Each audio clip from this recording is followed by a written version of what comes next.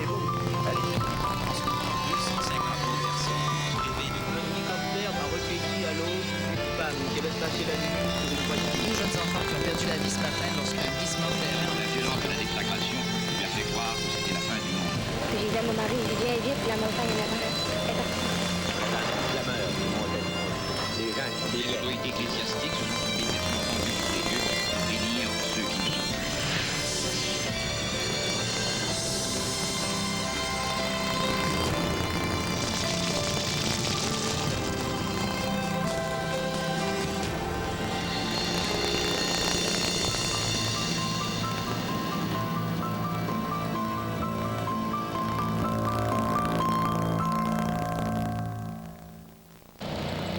Vers 20h30 ce 23 août 1988, une grange de tôle délabrée prend feu dans mon patelin, à Saint-Basile-le-Grand, au sud-est de Montréal.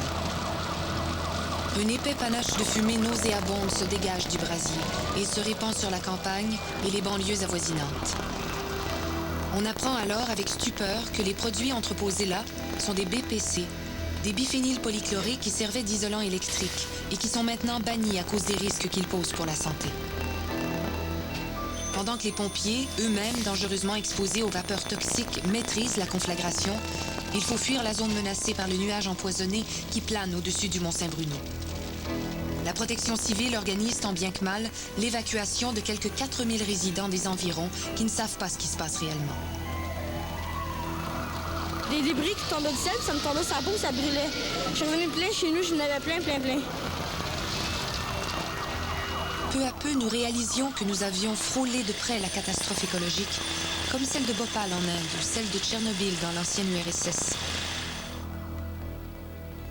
À l'époque, on s'expliquait mal que cela puisse se produire ici, dans la moderne et prospère Amérique. Après tout, le Québec, ce n'est pas le tiers-monde.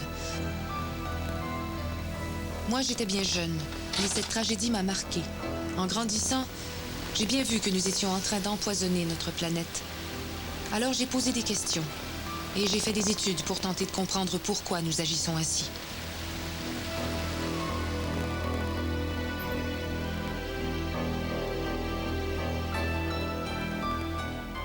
Nous apprenons qu'un important centre d'entreposage de BPC de la région de Montréal à Saint-Basile-le-Grand est présentement la proie des flammes.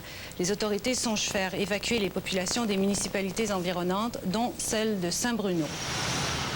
J'étais dans mon sous-sol, à regarder la télévision. Et puis ça a cogné à la porte. Et puis en allant ouvrir la porte, j'ai vu les gyrophares des policiers, puis un policier à la porte qui me demandait de sortir immédiatement. Alors j'ai pu avoir certaines explications. Alors, tout ce qu'il m'a dit, c'est qu'il y a un gros feu avec des produits toxiques. Alors il faut que tu sortes de la maison le plus tôt possible. Fait que tout ce que j'ai eu le temps de prendre, c'est mon porte-monnaie. Et puis je disais à mon épouse, il faut sortir. Alors on s'est en allé, disons, en sortant. La petite dame à côté de chez nous, elle avait 2 petits-enfants, puis ils sont venus travailler. Alors, je l'ai amenée avec moi au centre-ville, chez des parents à elle. Puis nous, on s'est allés directement à l'école Chanterelle. Comme j'étais de garde au centre antipoison à l'époque, je me suis rendu immédiatement sur place, en prévoyant évidemment que les appels allaient parvenir et qu'il fallait immédiatement mettre sur pied un système de réponse téléphonique, tant pour la population qui allait être inquiète de ce qui se produisait, que des services d'urgence qui risquaient d'être débordés d'appels ou de visites de patients qui avaient été exposés aux fumées d'incendie. Sachant ce que ça représentait immédiatement, moi j'ai appelé le répartiteur au bureau de façon à ce qu'on puisse envoyer des équipes de travail, des équipements pour assister des autorités pour suite à l'incident. J'ai sauté dans mon auto, je suis allé sur place aussi. J'ai été tout à fait estomaqué le jour où on m'a appelé me disant qu'il y avait un incendie à Saint-Basile-le-Grand. Pour moi, c'était comme la réalisation du pire des cauchemars. C'est la pire chose qui puisse arriver, que cet entrepôt flambe. Et il flambait dans une région qui est quand même relativement peuplée et densément peuplée. Et toute cette histoire pouvait amener des risques de santé très importants. Pendant que les uns fuient et que les autres s'apprêtent à intervenir, les pompiers de Saint-Basile n'arrivent pas à bout de cet incroyable brasier. 20 000 gallons en baril de 45 gallons de liquide contaminé au BPC. Il y a également une certaine quantité de déchets solides, des vieux condensateurs, des choses comme ça. contaminés au BPC, qui sont dans des barils de 45 gallons. Les pompiers appellent à leur aide leurs confrères des banlieues environnantes. Durant les premières heures de l'incendie, évidemment, les pompiers semblaient avoir beaucoup de difficultés à contrôler l'incendie compte tenu du fait qu'ils ne pouvaient pénétrer à l'intérieur de l'édifice et qu'ils ne pouvaient pas arroser le foyer d'incendie comme tel, ce qui fait que l'incendie a quand même été une certaine période de temps hors de contrôle. Cependant, ce qui est survenu après quelques heures, et tout le monde a pu le voir même à la télévision, il s'est produit des explosions, dues certainement à l'explosion de contenants, de barils de solvant. Et ces explosions ont créé une ouverture dans le toit, ce qui a à ce moment-là permis aux pompiers d'atteindre directement le foyer d'incendie et d'arriver à le contrôler avec les moyens habituels d'arrosage. Alors que les pompiers s'activent, Jean Paquin et son équipe de Sanexen débarquent sur les lieux de l'incendie. Je suis arrivé avec l'espèce de signe de la compagnie qui dit qu'on fait de l'intervention d'urgence en cas d'incident environnemental. Donc, je suis passé facilement. Et là-bas, j'ai rencontré des gens d'Environnement Canada et d'Environnement Québec et de la municipalité qui étaient arrivés en premier là, pour coordonner des activités. Et puis, c'est avec eux là, qu'on a mis en branle certaines choses. On a amené, par exemple, un équipement avec des vêtements de protection. On a amené une unité qui permettait de récolter et de traiter des eaux d'incendie. On a apporté des masques qui permettaient de se protéger avec la fumée causée par l'incendie avec les BPC. Ma maison était située à environ, je dirais, si on parle en langage de golfeur, là, à peu près 500 verges, en droite ligne. Alors, il y avait des maisons tout le long, c'est sûr, là, parce qu'il y avait la rue Montbruno qui montait. Là.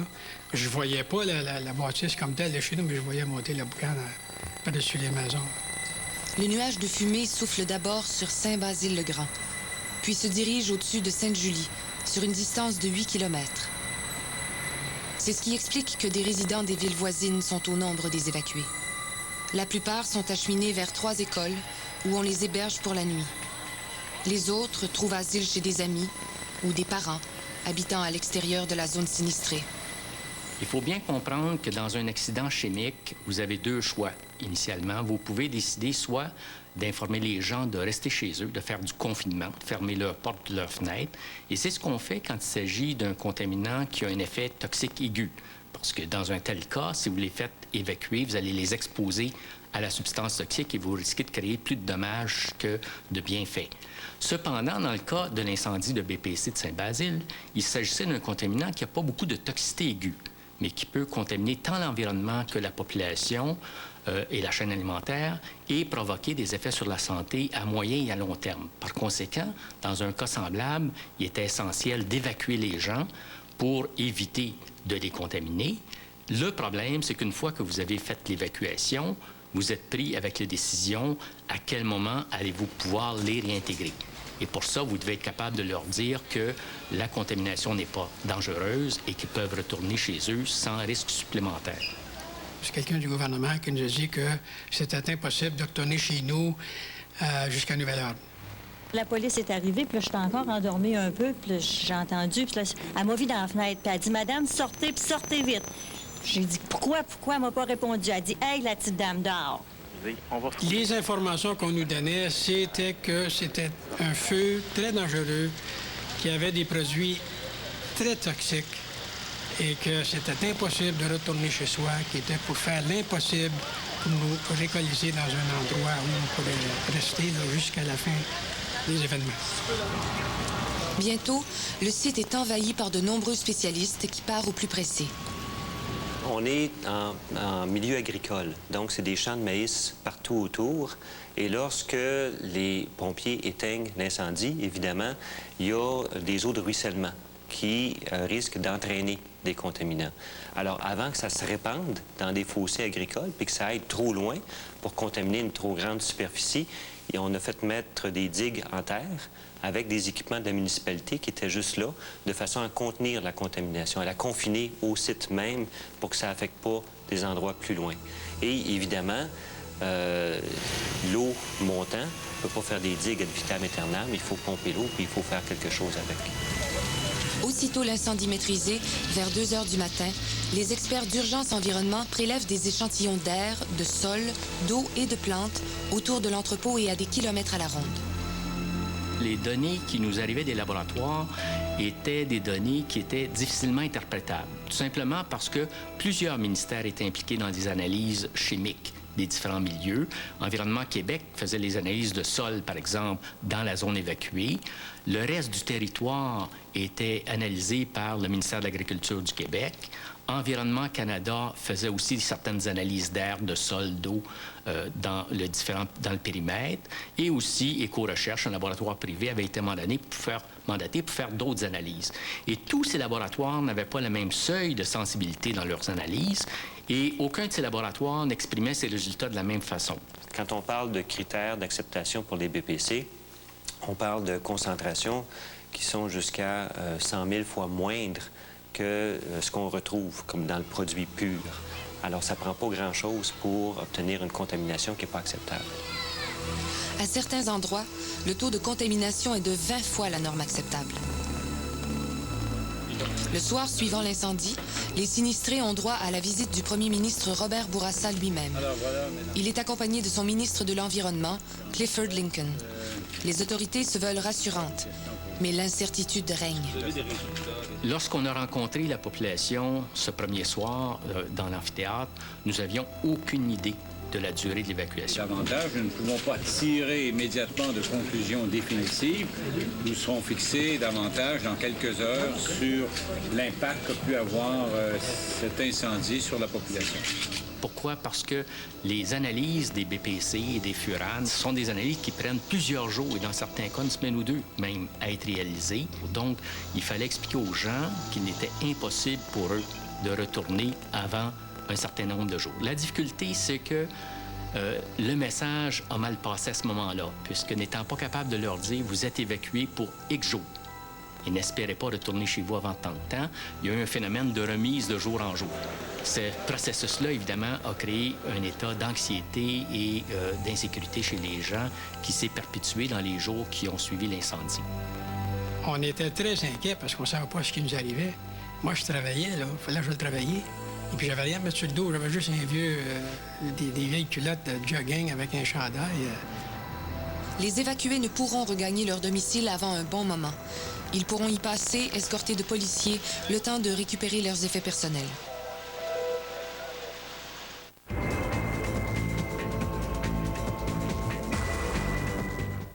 Ces temps-ci, faut se le faire, son paradis. C'est pourquoi j'ai demandé de l'aide. Je n'ai qu'à sonner sa cloche et hop, voici Albert, mon domestique. Comme ça, j'ai encore plus de temps pour relaxer avec mon Philadelphia. Albert chéri, j'ai bien peur de devoir retourner tout ça. Vous avez des chiches sur le fili? Philadelphia, le seul fromage à la crème divin en diable. Wouh! Albert, vous êtes un ange. La Deville DTS de Cadillac. Une maîtrise tout en souplesse, quel que soit votre chemin. Une vision de nuit qui va au-delà de l'espace balayé par les phares. Et la présence d'un ange gardien de série. La Deville DTS de Cadillac. La fusion du design et de la technologie. Un portrait des grands de ce monde. Ils ont su, par leur courage, leur génie et leur personnalité, exercer une réelle influence sur leur époque et modifier le cours de l'histoire. Hommes et femmes d'influence, mercredi 20h sur Historia. Il y a ces objets qu'on découvre sous un filet de poussière, ceux qu'on avait oubliés et qu'on retrouve, d'autres qui semblent quelconques, mais qui valent leur pesant d'or. Il y a ceux qui transmettent notre héritage culturel, puis il y a ces souvenirs qui n'ont pas de prix. Trouvailles et trésors, jeudi 20h sur Historia.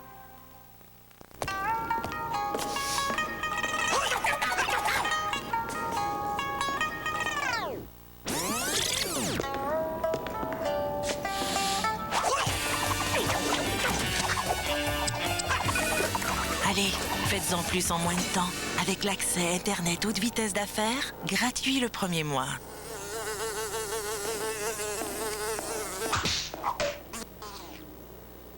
Allez-y avec Bell. Au 1961, la construction du mur séparant Berlin-Est de Berlin-Ouest est terminée. Un an plus tard, 4 étudiants décident de creuser un tunnel secret entre les deux Allemagnes, afin de libérer parents et amis. Ils offrent à la NBC de filmer ce défi incroyable qu'ils mèneront à bien. La véritable histoire du tunnel, le 9 octobre, 20h sur Historia.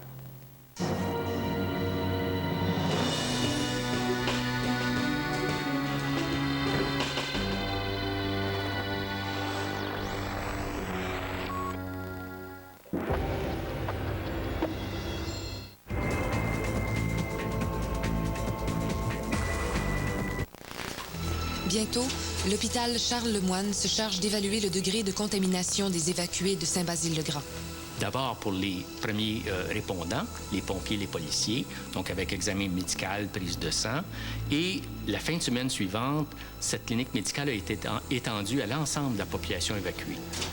650 professionnels et plus de 4000 civils seront examinés. On a eu peur parce qu'on parlait de nous envoyer à l'hôpital, nous faire une prise de sang pour analyse.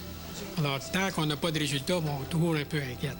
Malgré qu'on ne sentait rien, on filait bien, on était en forme quand même, mais on ne sait jamais.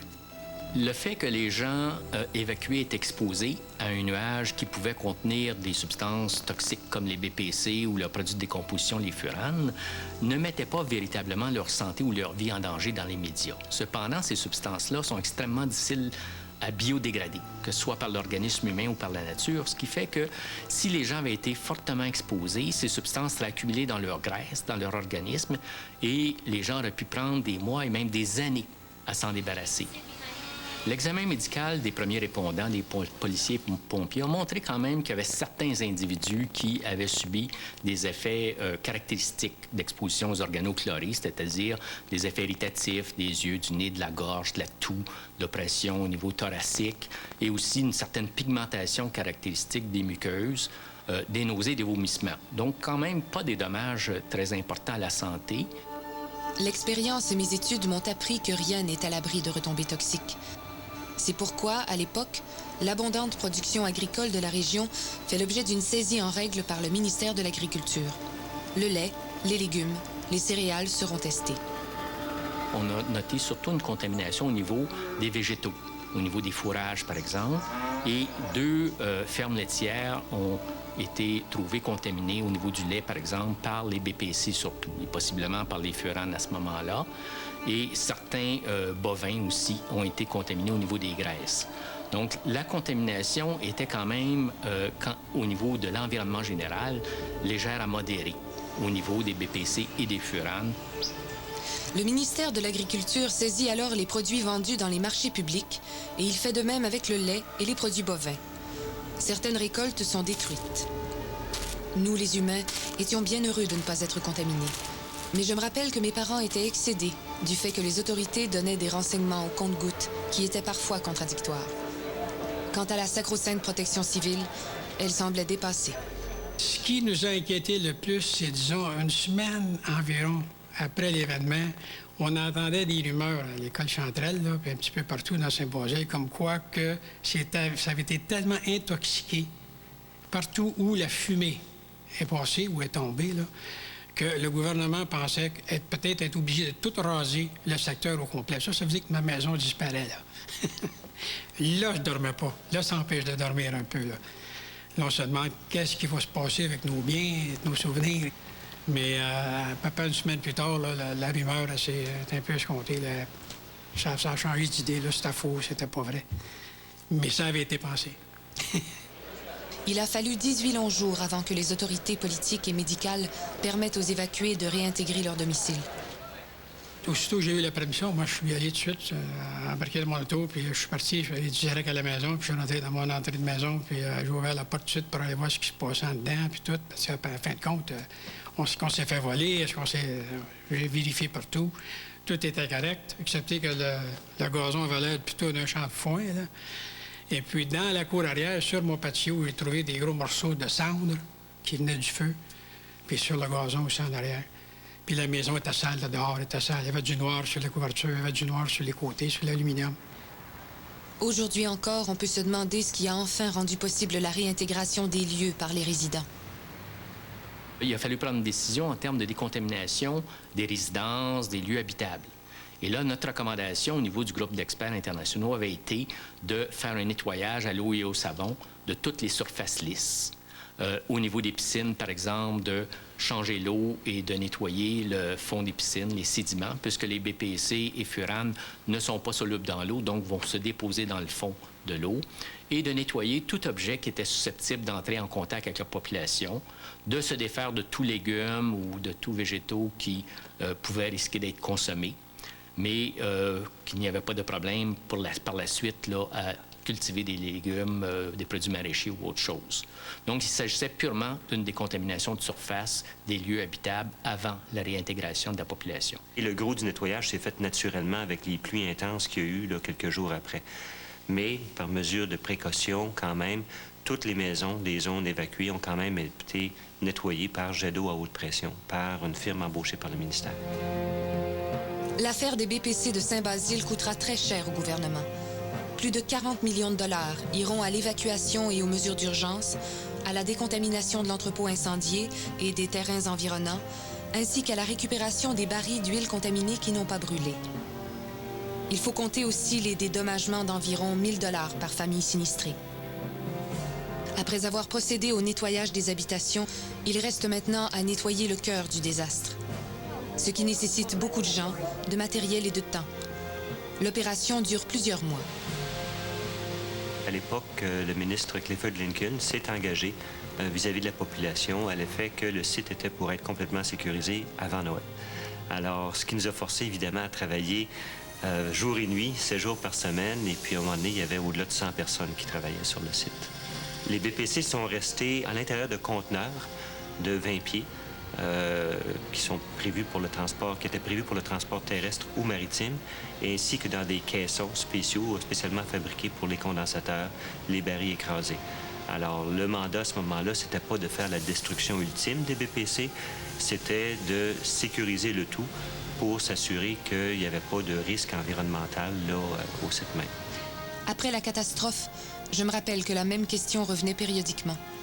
Que faire des BPC? Comment se débarrasser de ces poisons dangereux?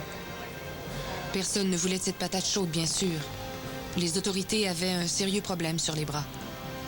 La saga des BPC errants de Saint-Basile-le-Grand ne fait que commencer. Elle va continuer des années durant. Les fonctionnaires du ministère québécois de l'Environnement caressent alors le projet de les expédier en Alberta, à Swan Hills plus précisément, où se trouve un incinérateur de BPC. Swan Hill a refusé parce que les BPC étaient un peu n'importe comment. Il y avait des BPC liquides, des BPC solides et tout ça. C'était mal, je ne dirais pas entreposé, mal emballé en quelque sorte, là, et que Swan Hill n'en voulait pas à cause de ça. Ça, c'est une version que j'ai reçue, que j'ai eue, moi. Mais une autre version, c'était que Swan Hill, à ce moment-là, dans sa législation, n'acceptait pas de BPC d'une autre province, tout simplement. Donc, ça réglait le problème. Le gouvernement les envoie en Angleterre. Là, on arrive avec une grève des dockers. Il y a un premier bateau avec les BPC qui arrive en Angleterre. Manifestation, bon, Greenpeace, etc. Le deuxième bateau est parti aussi, doit rebrousser chemin. Le premier bateau doit rebrousser chemin. Les BPC reviennent. Personne ne veut de ces BPC maudits. Alors ici, on s'est dit, on va les entreposer près de Manic. Alors là, les gens autour de Manic n'en veulent pas. Il a fallu les policiers pour les entreposer, mais pendant tout ce temps-là, il en restait quand même encore à Saint-Basile. En tout cas, les choses se sont relativement calmées. Là, on a parlé d'incinérateurs mobiles. Alors, incinérateurs mobiles, ça, c'était très bien. Alors là, on s'est dit, bon, mais là, on va en premier essayer de l'envoyer en Abitibi. L'Abitibi a dit, on ne veut pas être la poubelle du Québec. Et ils sont allés, en définitive, à Swan Hill, qui, là, entre-temps, avait, semble-t-il, changé ses critères, si vous voulez, d'acceptation des BPC. La saga des BPC de Saint-Basile est un exemple éloquent de la gestion à courte vue du progrès technologique. Tout au long de la révolution industrielle, de nouveaux procédés ont été mis au point, plus efficaces, plus rapides, plus productifs et plus dangereux aussi. Puis on invente des combinaisons chimiques nouvelles, aux propriétés jusque-là inconnues et parfois explosives. Certains de ces nouveaux produits industriels sont si dangereux qu'on en fait des armes de plus en plus destructrices. Et on va même jusqu'à créer des gaz empoisonnés pour faire la guerre. Les apprentis sorciers ne s'arrêteront pas en si bon train. Voulant percer les ultimes secrets de la matière dans le but avoué de découvrir de nouvelles sources d'énergie, ils libéreront la puissance colossale de l'atome à des fins guerrières. En fait, aujourd'hui comme hier, le développement technologique est presque toujours le fruit des recherches militaires. L'être humain a toujours été très, très innovateur quand il s'agit de taper sur son prochain. Et c'est là qu'est souvent mis le plus d'argent pour développer des innovations. Ensuite, évidemment, ça passe au civil et puis on a des retombées de ça dans le civil. Je pense à la vision de nuit, par exemple, à tout ça qui s'est développé. La civilisation industrielle du 20e siècle a ses bons côtés. Depuis les années 30, les molécules synthétiques de biphénylpolychloré sont employées comme isolants et agents de refroidissement dans les transformateurs et condensateurs électriques. Les BPC, c'était un produit miracle pour l'industrie parce que ça permettait aux transformateurs, entre autres, de ne pas prendre en feu, ce qui était quand même un progrès appréciable. Mais il y a un prix à payer. Plus dangereuses sont les technologies employées, plus toxiques sont les déchets qu'elles produisent et plus longtemps durent leurs menaces. Le problème aussi, c'est de trouver ce qu'on appelle le risque acceptable. Et là-dessus, précisément pour trouver ce qui est acceptable, c'est qu'on voit que tout le monde n'est pas d'accord. Le niveau de risque acceptable pour une personne n'est pas le même que pour une autre, pour un groupe que pour un autre. Et donc, ça fait des grandes controverses sur exactement ce qui est acceptable ou pas.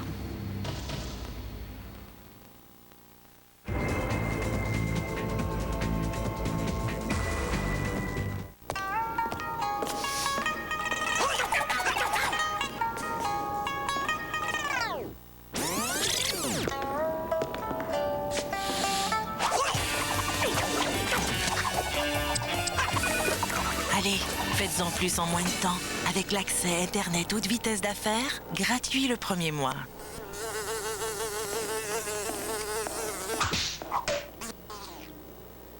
Allez-y avec Belle. Les trésors de la Terre. Un monde à explorer. Voyez comment l'or, les diamants, les perles, l'ambre ont soulevé des passions et façonné le monde et la science moderne. Comment cette soif de richesse poussa l'homme à détruire et même à tuer. Les trésors de la Terre, mardi 16h30 sur Historia. Bien peu de sujets restent tabous dans les vestiaires. Sauf peut-être la dysfonction érectile. Les difficultés érectiles affectent un homme sur 3. Les difficultés érectiles peuvent être liées au diabète, à l'hypertension, aux problèmes de prostate et peuvent être signes précurseurs de maladies. Parler de ce sujet peut être très difficile. Seulement 15 % des hommes demandent de l'aide et encore moins connaissent les faits. Il est grand temps d'en savoir plus. Profitez de la vie. Leur choix politique dérangeait. Ils ont été assassinés avec préméditation. Les véritables coupables n'ont jamais été inquiétés. Aujourd'hui, de nouvelles hypothèses remettent en cause l'histoire officielle. Assassinat politique. Mardi 20h sur Historia. L'histoire ne révèle pas toujours son vrai visage. de nombreux faits restent cachés, camouflés ou oubliés. Il faut approfondir, explorer et dévoiler leurs faces cachées. Et c'est là qu'on découvre la vérité.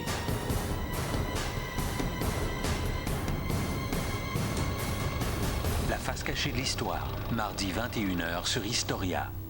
Trop longtemps privé de désert, trop coupante nos lames sœurs. Je ne te quitte pas, je vais ailleurs. Il y a celle qui se fait la belle et puis il y a celle qui t'attend. Rassure-toi, la belle est bien dans ton camp. Il sera. Après le succès d'Allegria et de Voyage, René Dupéry nous présente La belle est dans ton camp, porté par la voix unique d'Élise Velle.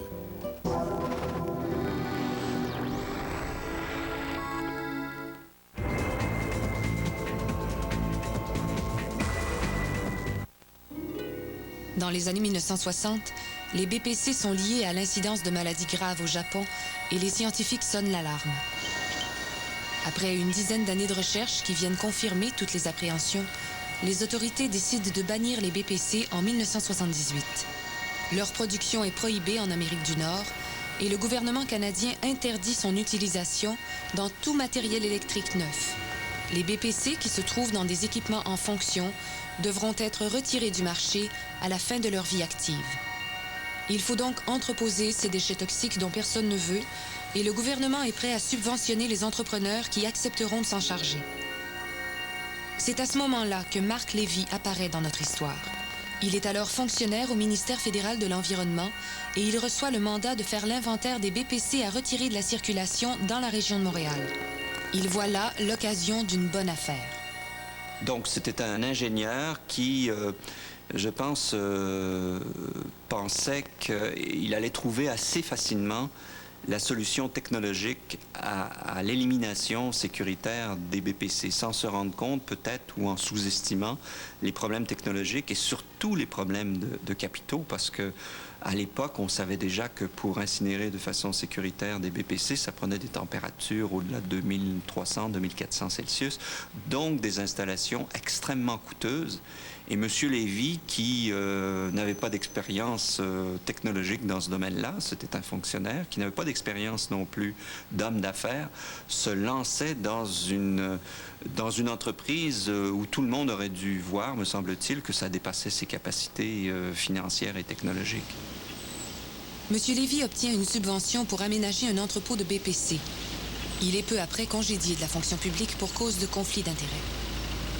Sa compagnie, Toxitech, obtient du ministère québécois de l'Environnement un permis d'entreposage des BPC à Shawinigan Sud.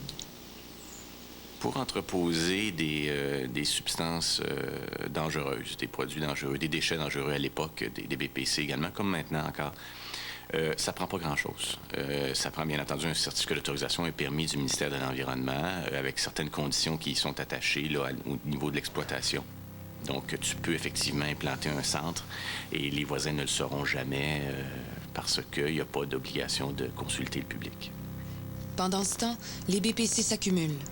Hydro-Québec devient le principal fournisseur d'huile et de matériel contaminé à mesure qu'elle renouvelle ses équipements en conformité avec la loi bannissant ce produit.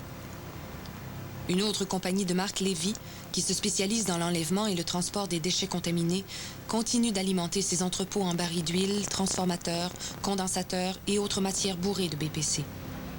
En 1985, les deux entrepôts de Lévy sont pleins à craquer de matières dangereuses. À Saint-Basile-le-Grand, ces quantités dépassent celles fixées par les autorités. Le hic, c'est que celles-ci ferment un peu les yeux sur une situation qui les arrange bien.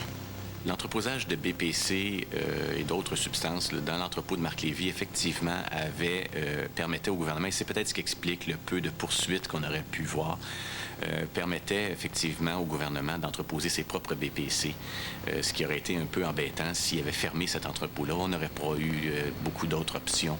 Je pense qu'on était pris dans une situation où on aurait pu sévir, mais il ne fallait pas aller trop loin au niveau des contrôles ou des punitions, si je peux dire, parce qu'à ce moment-là, on aurait eu un problème d'entreposage de la part du gouvernement.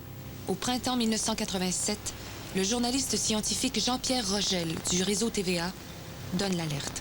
On avait décidé de faire un reportage pour dire où étaient les BPC actuellement, où il y avait des entrepôts, où ils étaient stockés. Et on a démontré qu'il y avait plusieurs entreprises qui gardaient leurs BPC dans des lieux qui n'étaient pas très sécuritaires. Et puis il y avait surtout un grand entrepôt pratiquement pour tout le Québec, où il y avait une concentration extrêmement importante de BPC, puis c'était à Saint-Basile-le-Grand. Donc on se présente, on va filmer l'entrepôt et on s'aperçoit que la clôture permet en fait, ne barre pas l'accès. C'est possible de rentrer sur le terrain et même plus que ça, il y a des planches de l'entrepôt, c'est un entrepôt en bois, il y a des planches d'entrepôt qui sont légèrement entrouvertes. Alors nous, pour démontrer qu'il était possible de rentrer, et n'importe qui, on n'a vraiment rien inventé, c'était comme ça quand on est arrivé, on est rentré avec le caméraman à l'intérieur de l'entrepôt et on a filmé les barils qui étaient là, tous sur des palettes de bois. Il y en avait qui étaient très vieux et très mal entreposés, au sens où on voyait des barils très très vieux et surtout des condensateurs, du matériel électrique. Et il y en avait qui étaient très très bien étiquetés sur des palettes de bois. C'était bien tenu. Donc l'entrepôt avait des conditions qui étaient de moyenne à pire à certains endroits, mais ce qui était important, c'est que n'importe qui pouvait y rentrer, n'importe comment. Les fonctionnaires du ministère de l'Environnement m'ont appelé, puis ils n'en revenaient pas de voir qu'on était rentré aussi facilement dans l'entrepôt et de voir les conditions, parce que les images le montrent bien, la caméra quand même, que c'est un entrepôt précaire. Et ce fonctionnaire était un peu atterré de la situation et lui, il m'avait dit qu'il allait essayer de voir ce qu'il pouvait faire. Donc, ça voulait dire qu'il allait essayer de remédier à la situation, au moins obliger M. Lévy à avoir un garde sur place ou avoir une clôture qui ferme totalement le site de façon sécuritaire. En juillet 1988, un mois avant le drame, un inspecteur d'Environnement Québec vérifie si on a suivi les plus récentes directives du ministère. Sa seule recommandation, poser une affiche interdisant l'accès à l'entrepôt, ce qui sera fait. À part ça, estime-t-il, rien à signaler. C'est 3 semaines plus tard, le 23 août, qu'un ex-employé du garage municipal de Saint-Basile-le-Grand, Alain Chapelot, aurait allumé une fusée de signalisation tout près d'une brèche dans le mur de l'entrepôt chargé de vapeurs inflammables. Avait-il l'intention d'y mettre le feu? Je n'en sais rien. Mais toujours est-il qu'il alerte lui-même le service des incendies et est toujours sur les lieux à l'arrivée des journalistes. Ben moi, je trouvais être à l'intérieur de la bâtisse de la voirie. Puis là, j'étais en mon heure de break d'une demi-heure. Puis là, quand c'est arrivé, j'ai entendu qu'un genre de boom que ça a fait. C'est là que je me suis levé, que j'ai vu la boucane sortir. Puis c'est là que j'ai appelé la police de Saint-Basile. Puis c'est là qu'ils sont venus. Ça n'a pas pris 5 minutes, ils sont déjà rendus. Les policiers l'épingleront, lui feront subir un long interrogatoire au terme duquel il avouera son méfait sur bande vidéo. Mais ses aveux seront rejetés par le tribunal et le jeune homme sera acquitté. Il prétendra toujours avoir avoué pour se débarrasser de ses interlocuteurs. Les policiers recherchent aussi le propriétaire de l'entrepôt maudit. Marc Lévy s'enfuit dès le lendemain en Floride.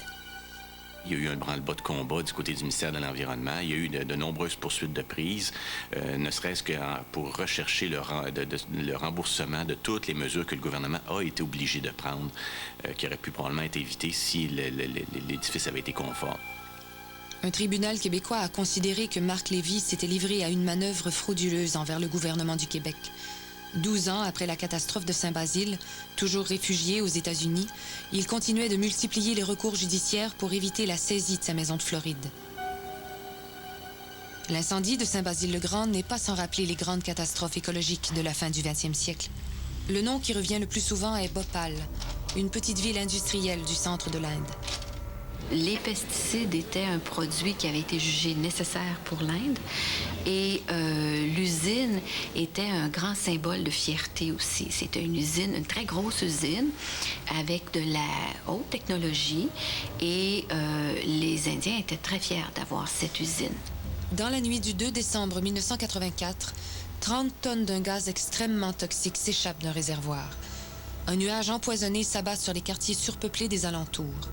Les gens s'élancent par milliers dans les rues, aveuglés, les poumons en feu, la gorge en sang. Plus de 2500 personnes, hommes, femmes et enfants, trouvent la mort dans d'horribles souffrances. Le bilan s'alourdira parmi les quelques 600 000 personnes atteintes. La multinationale américaine Union Carbide devra dédommager des milliers de personnes, mais ce sera une bien maigre consolation pour les survivants aveugles, aux poumons ravagés, aux enfants difformes. La compagnie ne faisait plus d'argent, faisait beaucoup moins d'argent, donc on a coupé. On a coupé en particulier sur les équipements de sécurité. Et ça s'en venait. Alors, on voulait même démonter l'usine quand un employé qui voulait nettoyer des conduits, par mégarde, il y a eu de l'eau qui s'est ajoutée au produit, qui est l'isocyanate de méthyle, et à ce moment-là, ça peut provoquer des explosions. Mais ce qu'il faut bien voir, c'est qu'il y avait eu quand même, avec le temps, à la fois dans des changements de direction et tout ça, une grande dégradation. Et il y avait 2 points très importants à Bhopal qu'il fallait vraiment toujours gérer. C'était que le produit n'est sécure qu'à 0 degré. Évidemment, l'Inde, 0 degré, c'est toujours un peu plus chaud. Alors, donc, il fallait toujours refroidir le produit. Et d'autre part, il ne fallait pas en entreposer beaucoup. Et on a passé outre à ces 2 règles de sécurité, à la fois sûrement pour des raisons d'économie. Et donc, à ce moment-là, l'explosion est arrivée et a fait non seulement des morts, mais des blessés à vie, des personnes aveugles. Et ça a été tout à fait tragique.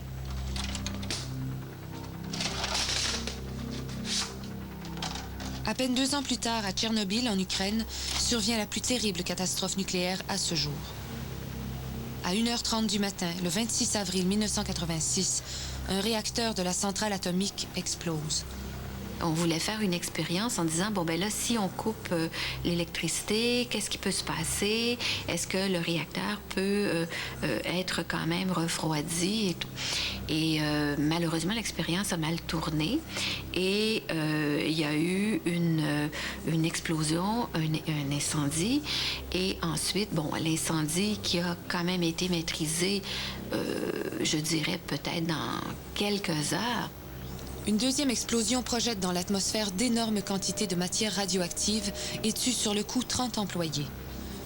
Le nuage radioactif voyagera sur plusieurs milliers de kilomètres. Il exposera non seulement la population de Tchernobyl, mais aussi une bonne partie de l'Europe.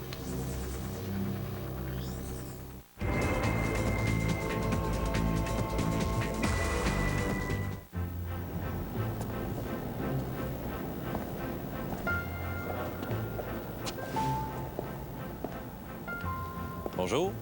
Voulez-vous l'essayer? Oui, ce serait bien. On s'attache.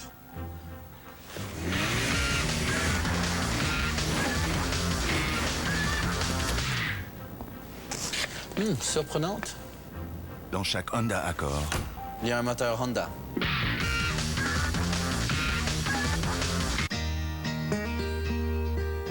Oh, désolé. Pardon. Croyez-vous au destin? J'en sais rien, vous me donnez votre numéro de téléphone. Non, spontanément, quelle est la première chose qui te vient à l'esprit? Tu as de beaux yeux. Ton film préféré? La bonne réponse est Luc la main froide. Ta position préférée quand tu fais l'amour? Alliance Atlantis Viva Film présente une histoire d'amour qui a un petit quelque chose de magique. John Cusack, Kate Beckinsale. Heureux hasard, à l'affiche dès le 5 octobre. Les enfants rentrent à l'école. Vous recommencez à être surchargé de travail. Eh bien, il est bon de savoir que peu importe que les enfants soient en classe à étudier, dehors à jouer avec des amis, ou encore en excursion, si jamais il y a une urgence médicale, le bracelet Médicalerte sera toujours là. Médicalerte, bonjour. Médicalerte, toujours là. Hein? Pour la peinture? C'est parce qu'on vient d'avoir un petit bébé. C'est une petite fille. Hein? 3 couches dans la même journée? Ben justement. Est-ce que ça se lave bien? Un beau tapis comme ça, lustré, fini perlé. Comment est-ce qu'on appelle ça? Une espèce de rouleau à... Ça me prend-tu quelque chose avec ça? Une perche ou quelque... Plus de marques, plus de modèles, plus de choix. Toujours à des prix imbattables, des prix Renault Dépôt. Renault Dépôt vous propose la peinture CIL Silux, offerte dans un choix de 6000 couleurs au même et unique bas prix. Les produits CIL en stock chez Renault Dépôt.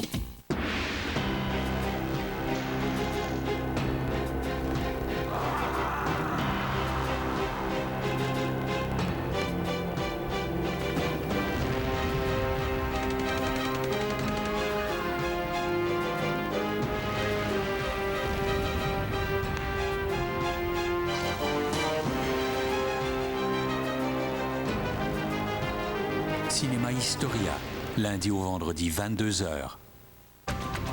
Les chemins secrets du Tibet, les Indes impériales.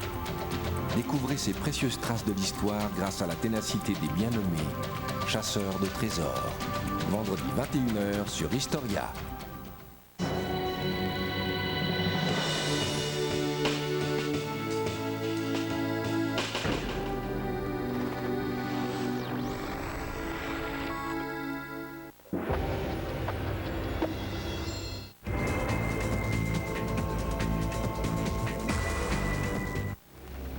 Tchernobyl, on ne l'a pas su avant que pas mal de dégâts aient été faits.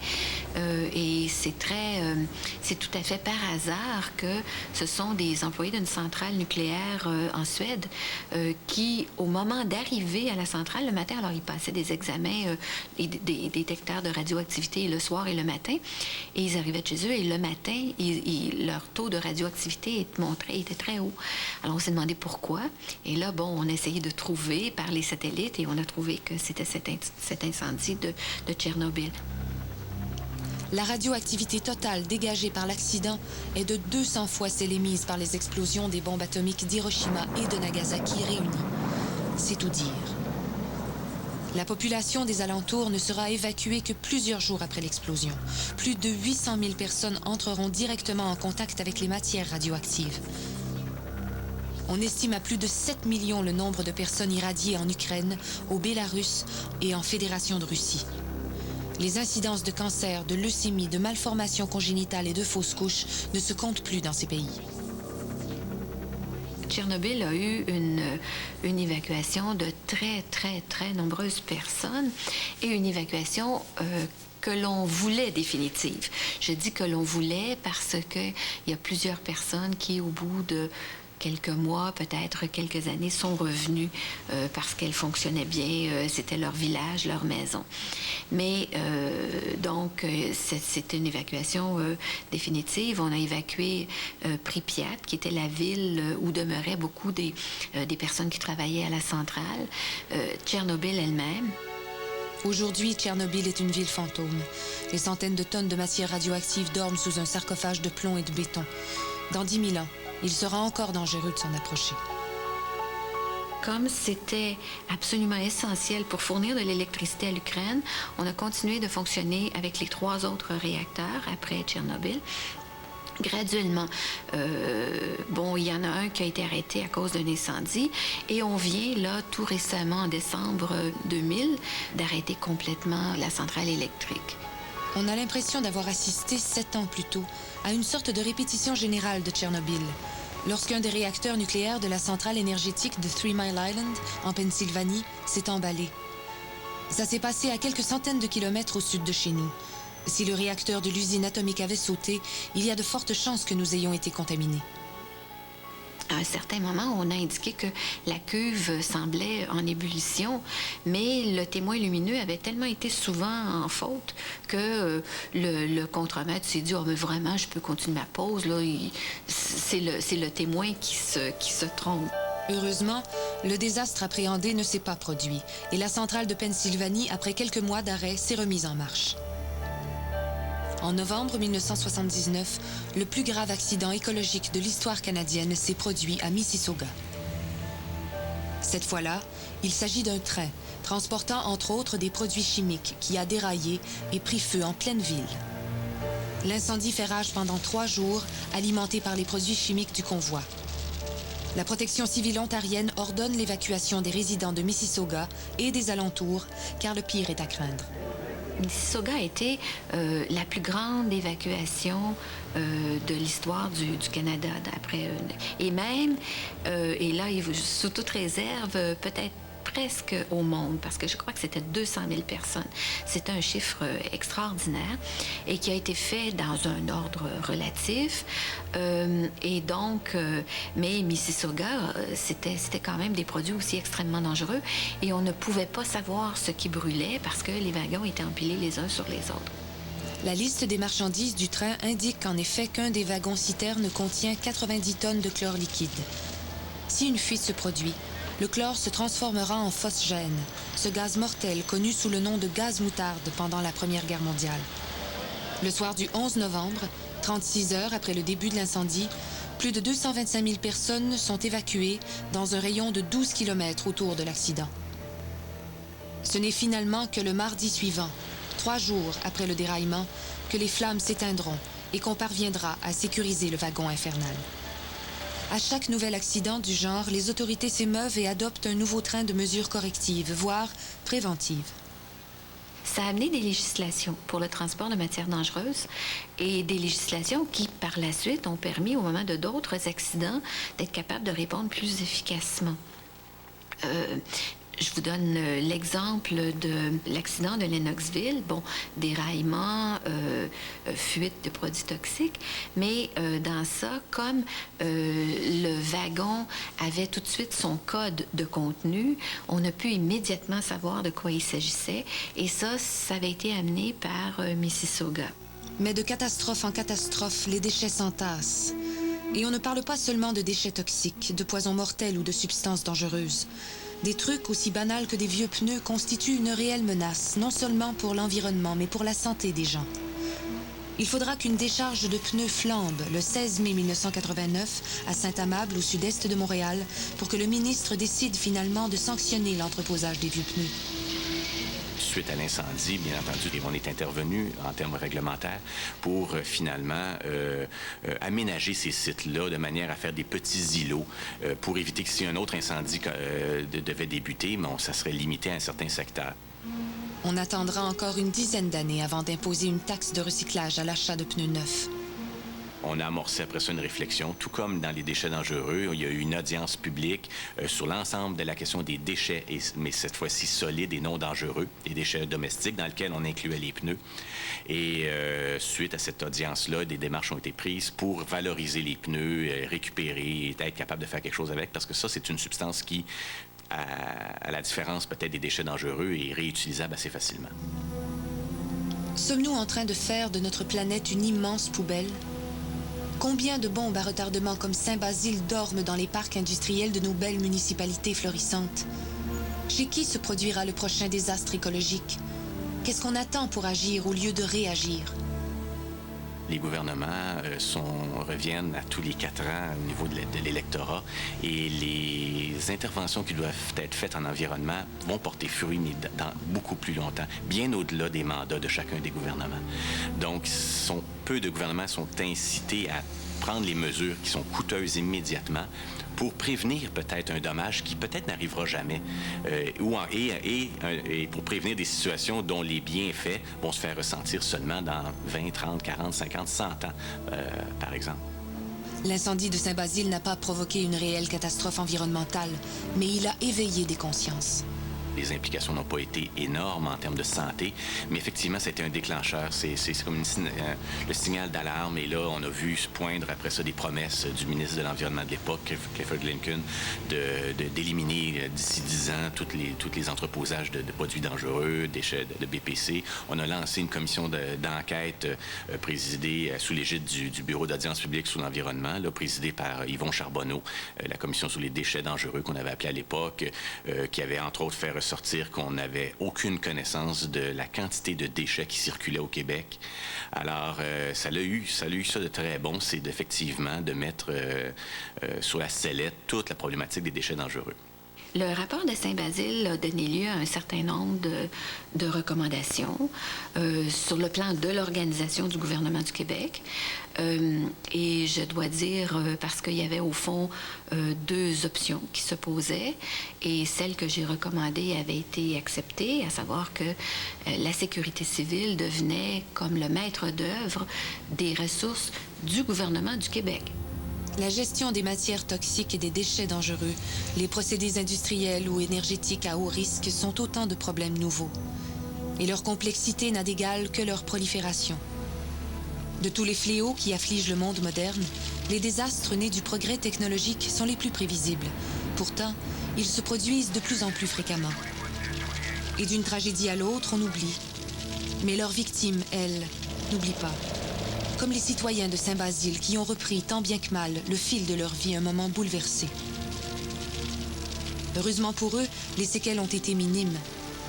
Mais s'ils n'ont pas trop souffert du drame, ils n'en ont pas moins hérité d'une conscience accrue des menaces qui pèsent sur nous et notre environnement. À quelque chose malheur et bon, l'incendie de l'entrepôt de BPC de Saint-Basile aura au moins eu pour conséquence positive d'ouvrir les yeux de toute une population.